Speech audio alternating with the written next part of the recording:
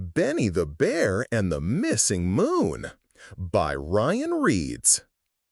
Deep in the whispering woods lived a young bear named Benny.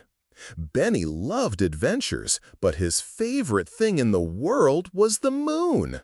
Every night he climbed Moonrise Hill to watch it rise above the trees. One evening, Benny looked up and gasped. The moon was gone! The stars were there, the clouds were there, but the moon had vanished. "The moon is missing!" Benny shouted as he ran through the forest. Most animals didn't believe him, but Rosie did. Rosie was the greatest explorer in the woods and loved solving mysteries. Soon they met Oliver Owl, the wisest animal in the forest. Oliver showed them a strange silver feather he had found near Silver Lake. Just then, the feather sparkled and shot a tiny silver light across the lake. The friends followed it and discovered an old wooden box hidden in the reeds. Inside was a map marked with a dotted trail leading to Crystal Mountain. At the bottom were the words, "To find what was lost, follow the silver path." Before they could discuss it, a giant silver bird soared overhead and disappeared beyond the mountains. The next morning, they followed the map through the forest. After hours of traveling, they arrived at a field of glowing silver flowers. There they met Finian the fox, guardian of the Field of Starlight. When he saw the map, his eyes widened. "You're heading to Moonstone Cave," he said. "What's there?" Benny asked. "Answers," Finian replied. Then his face grew serious. "Be careful. A strange shadow has appeared near Crystal Mountain. Wherever it goes, light disappears."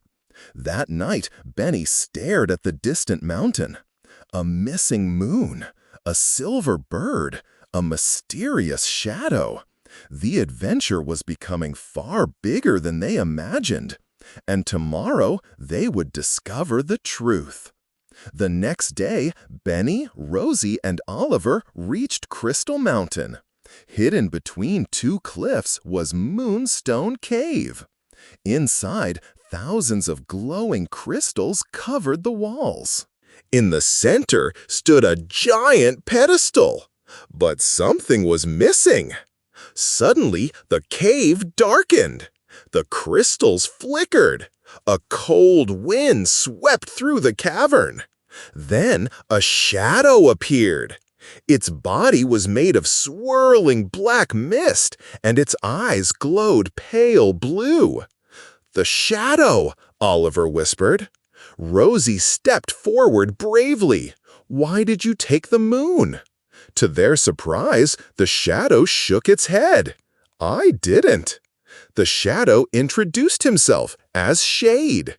Years ago, Shade had lived beneath the moon like everyone else. But because he looked different, he felt embarrassed when others stared at him. Eventually, he hid from the world. One lonely night, he came to Moonstone Cave and wished the moon would disappear. To his shock, the magical moonstone cracked. Ever since then, the moon had grown weaker each night. "Can it be fixed?" Benny asked. Shade pointed toward a glowing silver stone floating high above the cave. "The moonstone must be returned to the pedestal, but only someone with a brave heart can carry it." Without hesitation, Benny volunteered. Together, Benny, Rosie, Oliver, and Shade climbed toward the moonstone. When Benny finally reached it, the stone glowed warmly in his paws. But on the way down, a crystal broke beneath him. The moonstone flew into the air. Everyone gasped. If it shattered, the moon might disappear forever. At the very last second, Shade rushed forward and caught it safely. For years he had believed darkness was all he could offer. Now he had saved the moon. Together, Benny and Shade carefully placed the moonstone onto the pedestal. For a moment, nothing happened. Then a brilliant beam of silver light burst through the cave ceiling and shot into the sky. The moon was returning! Far above Crystal Mountain, the moon began to glow again. Brighter, stronger, more beautiful than ever. Across the forest, animals looked up and cheered. The moon is back! The next evening, every animal in Whispering Woods gathered for a moon festival. Lanterns hung from the trees. Music filled the meadow. Children laughed beneath the moonlight. At the center of the celebration stood Benny, Rosie, Oliver, and Shade. For the first time in many years, Shade wasn't hiding. At first, he felt nervous. Then a small mouse approached him. "Thank you for helping save the moon." Soon, rabbits, squirrels, and foxes came over too. One by one, they thanked him. Shade couldn't believe it. "You aren't afraid of me?" he asked. The animals smiled. "No, you helped everyone." For years, Shade thought being different meant he didn't belong. But now he understood the truth. Being different wasn't the problem. Hiding from others was. Later that evening, Oliver climbed onto a tree stump. "I have an announcement!" The meadow grew quiet.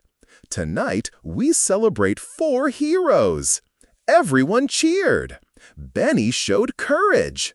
Applause echoed across the meadow. Rosie showed determination. More cheers followed. Shade showed kindness and selflessness. The loudest cheers of all filled the night.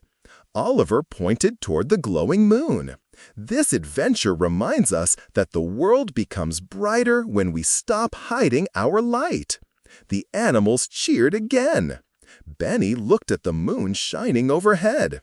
What had started as a mystery about a missing moon had become something much more important. He had found new friends.